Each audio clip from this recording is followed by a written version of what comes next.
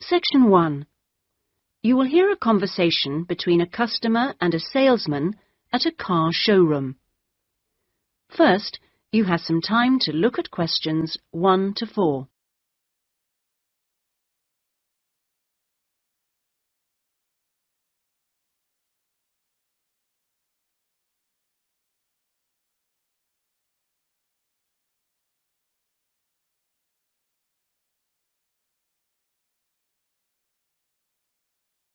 You will see that there is an example which has been done for you. On this occasion only, the conversation relating to this will be played first. Good morning. Please take a seat. How can I help you? Well, I'm thinking of buying a new car and I'd like some advice. Sure, yes. Had you got any particular make in mind? I'm interested in a Leader. I've had one before and liked it, but I haven't really made up my mind. The customer states that she is interested in a Leader, so Leader has been written in the space. Now we shall begin. You should answer the questions as you listen, because you will not hear the recording a second time. Listen carefully and answer questions 1 to 4. Good morning. Please take a seat. How can I help you? Well, I'm thinking of buying a new car and I'd like some advice. Sure, yes. Had you got any particular make in mind? I'm interested in a Leader. I've had one before and liked it, but I haven't really made up my mind. Sure. We've got various models.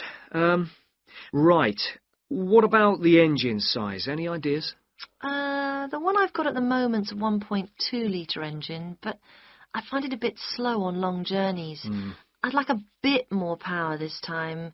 A 1.4 should do. I don't think I need a 1.6 or anything. Right. Well, I think the model you're looking at is the Max. Here's a picture.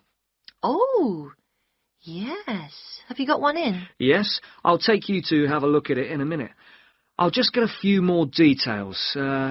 Is there anything else to do with the engine? What kind of gear change do you want? I presume you want a manual. I'd want automatic. I've never driven a car with manual gears. Right. Well now, here's the colour chart for the Max. Have you given that any thought? This blue's very popular at the moment. Yes, it is nice. I like blue. What's it called? Royal? Yes. But actually, I think I prefer this lighter shade here. Sky. Yes, that's popular too. I think I'll go for that. You might have to wait a week or so for that colour, but I assume that'll be okay. Oh, yes, fine. Well, we can go outside and you can have a good look at one, and perhaps take it out. But first, can I just ask you about finance? The cash price is going to be somewhere in the region of 7,500. How would you like to pay? Are you in a position to pay cash, or would you need credit? I'd like credit, provided the terms are reasonable. Well, you can discuss that with my colleague in a moment. We have various arrangements. Would you be interested in us taking your present car as part exchange? Yes. Okay, fine. So I'll just need some details from you, and then we can do a valuation. Is that okay? Fine, yes. Before you hear the rest of the conversation, you have some time to look at questions 5 to 10.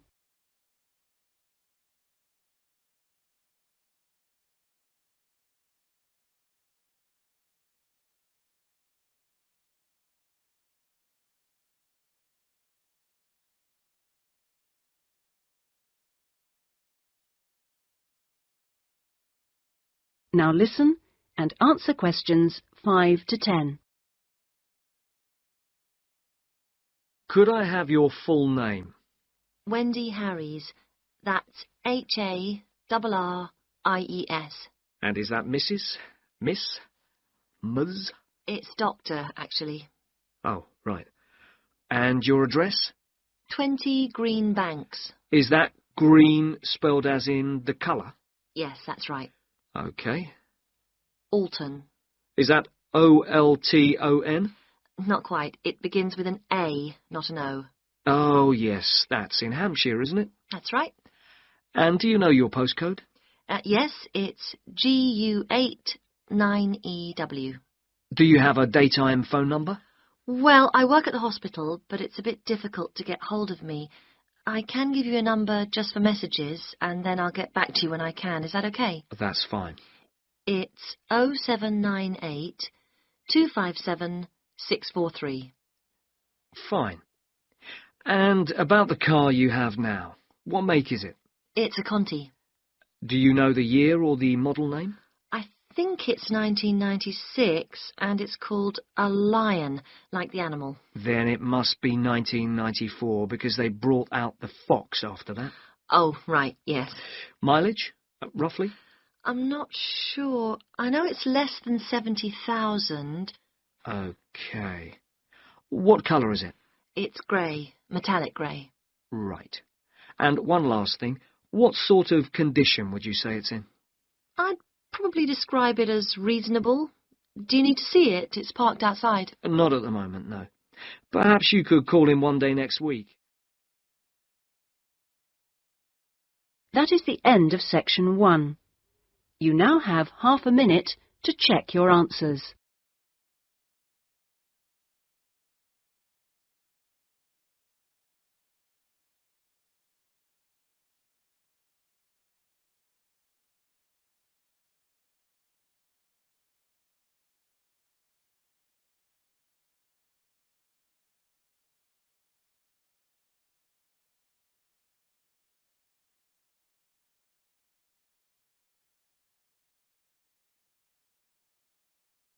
Now turn to section 2. Section 2. You will hear an admissions officer from a UK university talking to a group of postgraduate students in a university abroad about applying for a place at his university. First, you have some time to look at questions 11 to 15.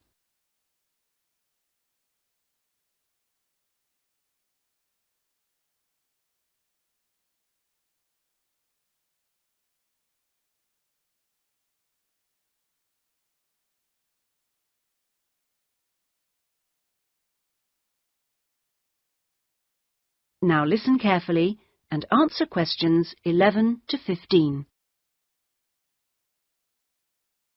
As I said earlier, there is, I think, at Rexford an excellent combination of physical and geographical advantages, as well as having a rural setting and still being close to central London.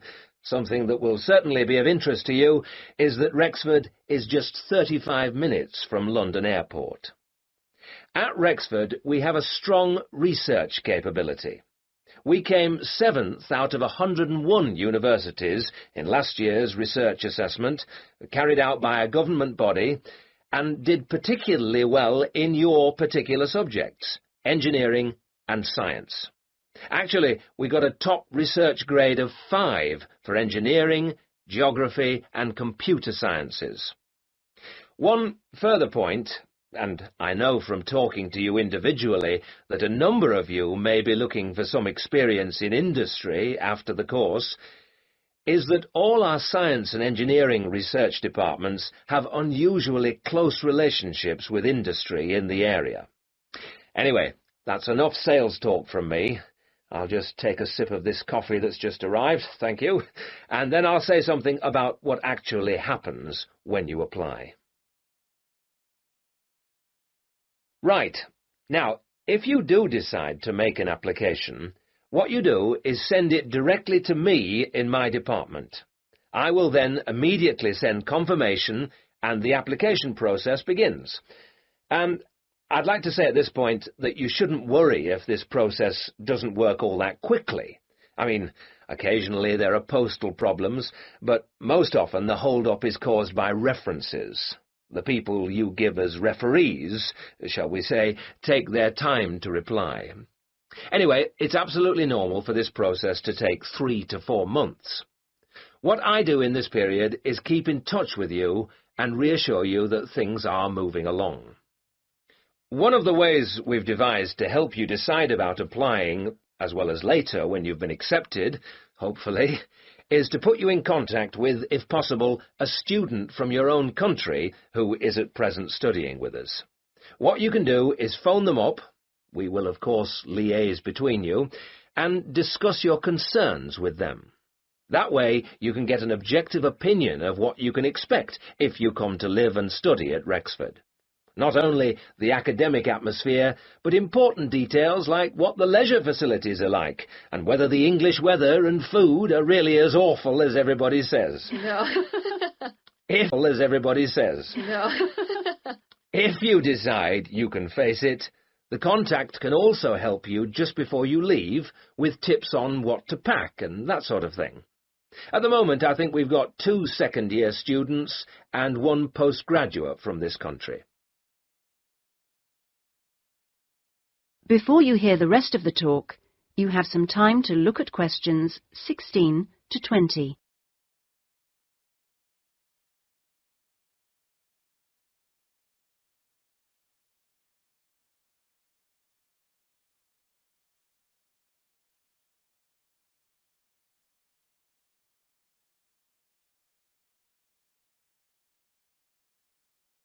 Now listen and answer questions 16 to 20. Now, to move on to the other concerns you expressed earlier. At a UK university, as I'm sure you know, you will be in an environment where independent learning is the norm, which takes most students a while to adjust to, and at a time when you will be separated from your normal surroundings, and in most cases, your family. This can be a difficult time.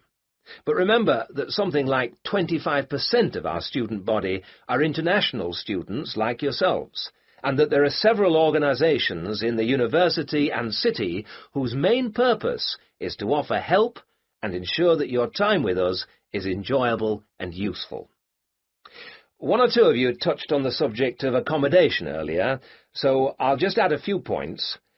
It is the university's policy to give priority in the allocation of residence places to 3 categories, and those are visiting students, exchange students, and new postgraduate students.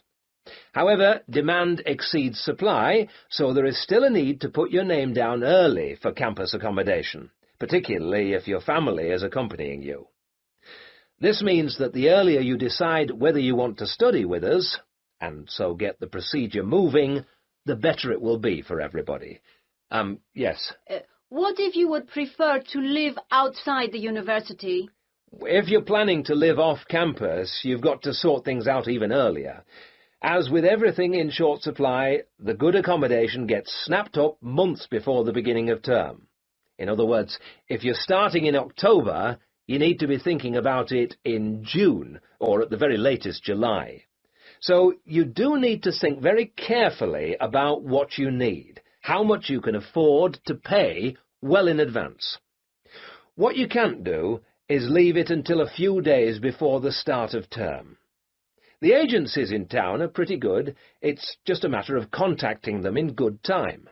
Of course, we have a full-time accommodation officer available to help all students. She'll get in touch with you when you're accepted.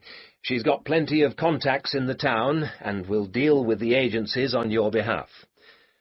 1 or 2 of you asked me earlier about your level of spoken English. Obviously, most of you have already achieved a lot.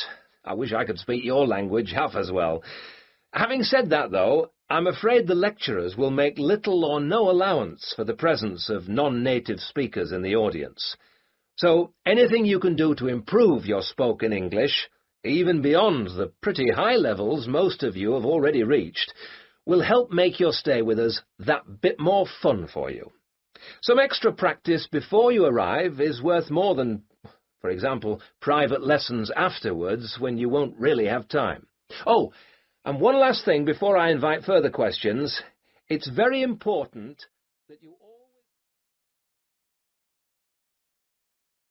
That is the end of section 2. You now have half a minute to check your answers.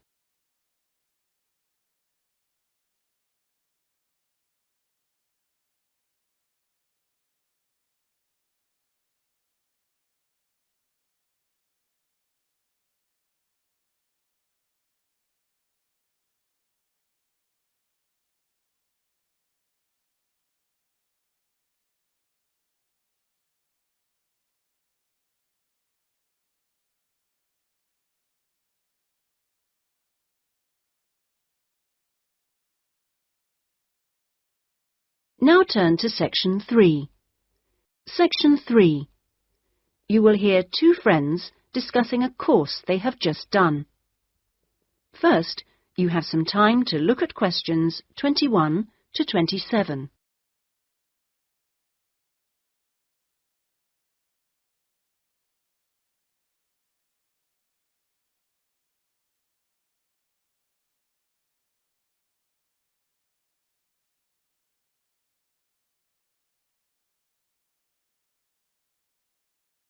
Now listen carefully and answer questions 21 to 27.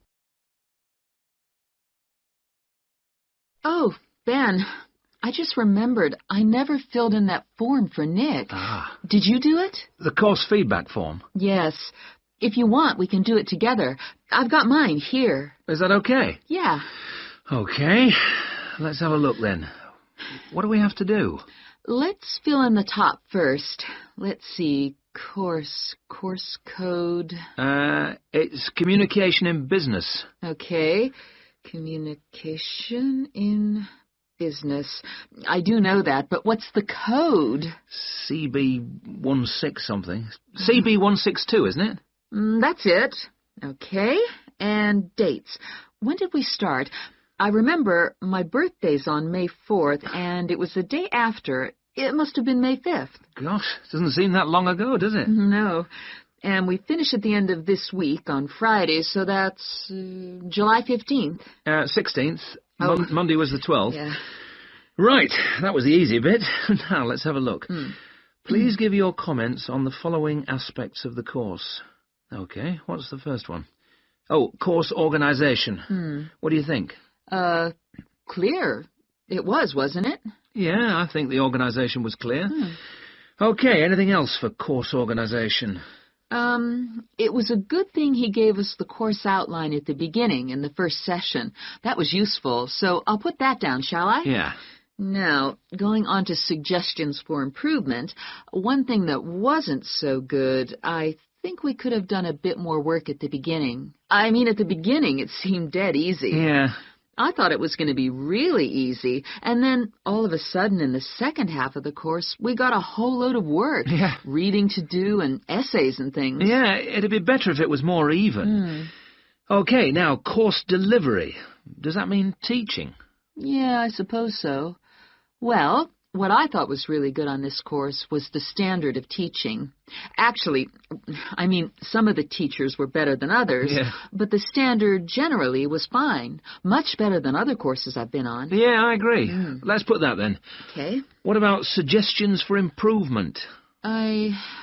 I didn't think it was all that wonderful when we had great, long group discussion sessions that went on for hours and hours. Right. I don't mean we shouldn't have group discussions, just that they shouldn't go on too long. Before you hear the rest of the discussion, you have some time to look at questions 28 to 30.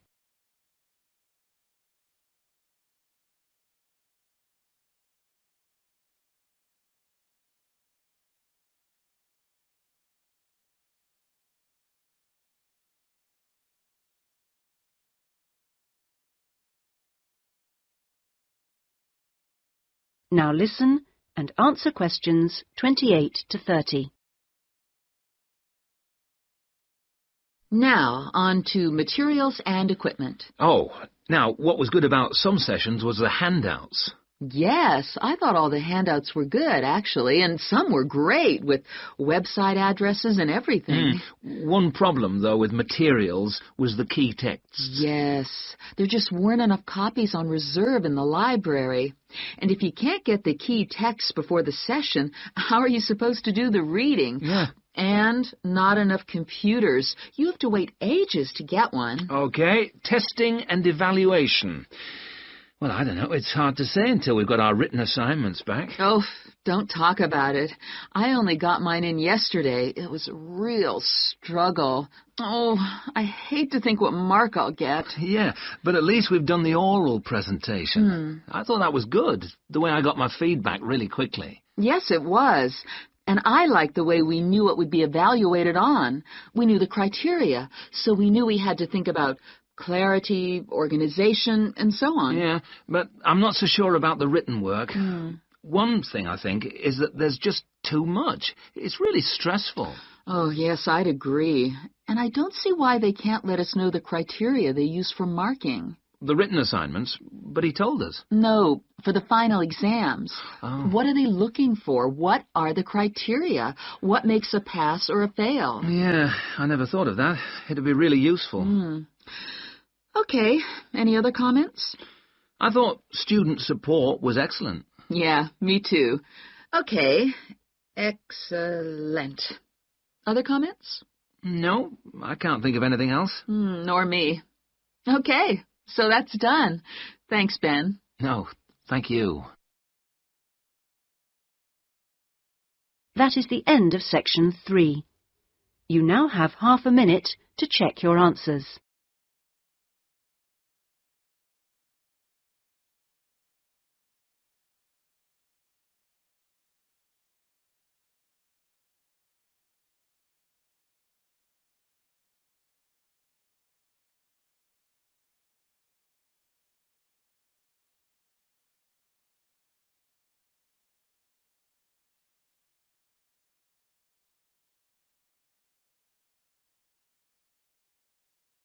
Now turn to section 4.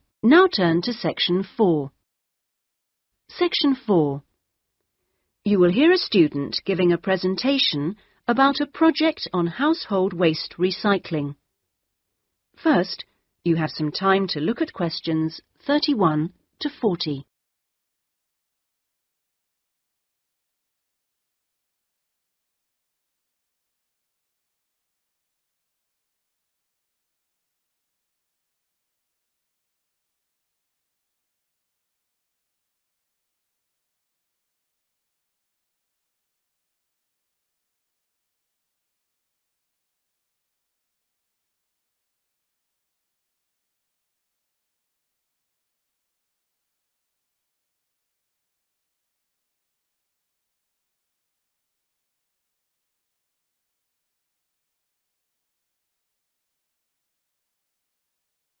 Now listen carefully and answer questions 31 to 40.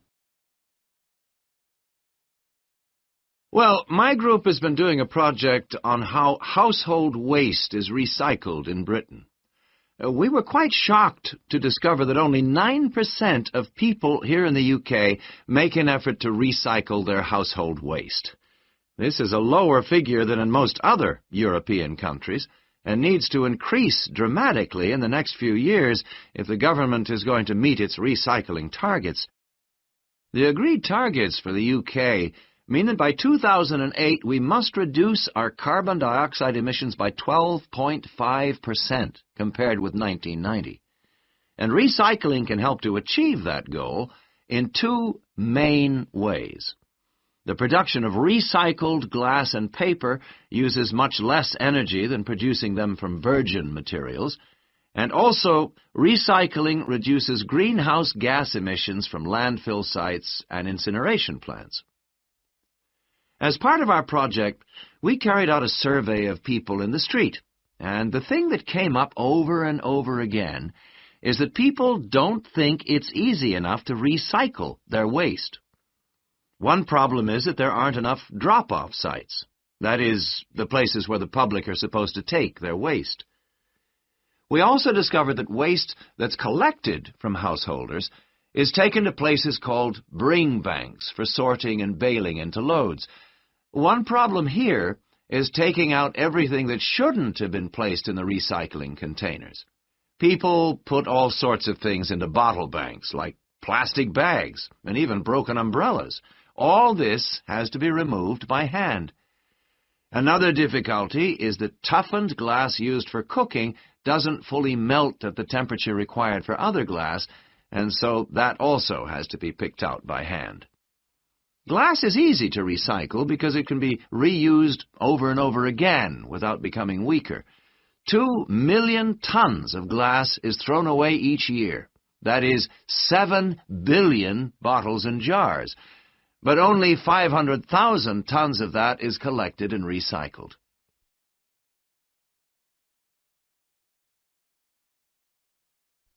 Oddly enough, half the glass that's collected is green, and a lot of that is imported, so more green glass is recycled than the UK needs.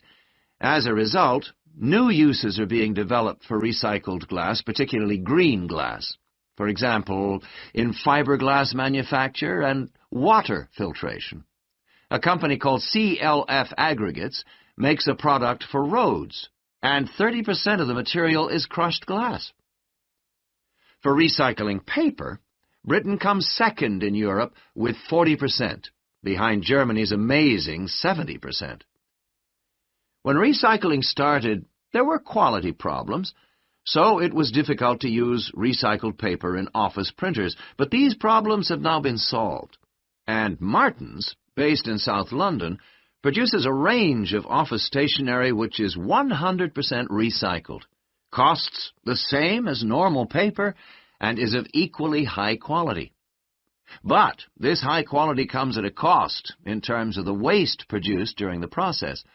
Over a third of the waste paper that comes in can't be used in the recycled paper, leaving the question of what to do with it. One firm, PaperSave, currently sells this to farmers as a soil conditioner, though this practice will soon be banned because of transport costs and the smell, and the company is looking into the possibility of alternative uses. Plastic causes problems because there are so many different types of plastic in use today, and each one has to be dealt with differently. Packrite recycles all sorts of things, from bottles to car bumpers, and one of its most successful activities is recycling plastic bottles to make containers which are used all over the country to collect waste. The Save a Cup scheme was set up by the vending and plastics industries to recycle as many as possible of the 3.5 billion polystyrene cups used each year. At the moment, 500 million polycups are collected, processed, and sold on to other businesses such as Waterford, which turns the cups into pencils, and Johnson & Jones, a Welsh-based firm, which has developed a wide variety of items, including business cards. Well, to sum up, there seems to be plenty of research going on into how to reuse materials. But the biggest problem is getting people to think about recycling instead of throwing things away. At least doing the research made us much more careful. That is the end of section 4. You now have half a minute to check your answers.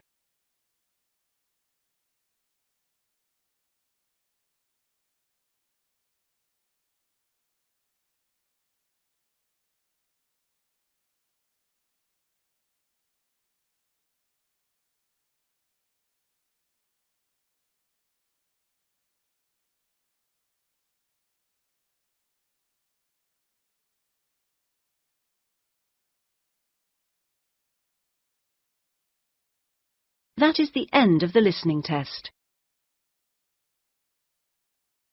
In the IELTS test, you would now have 10 minutes to transfer your answers to the listening answer sheet.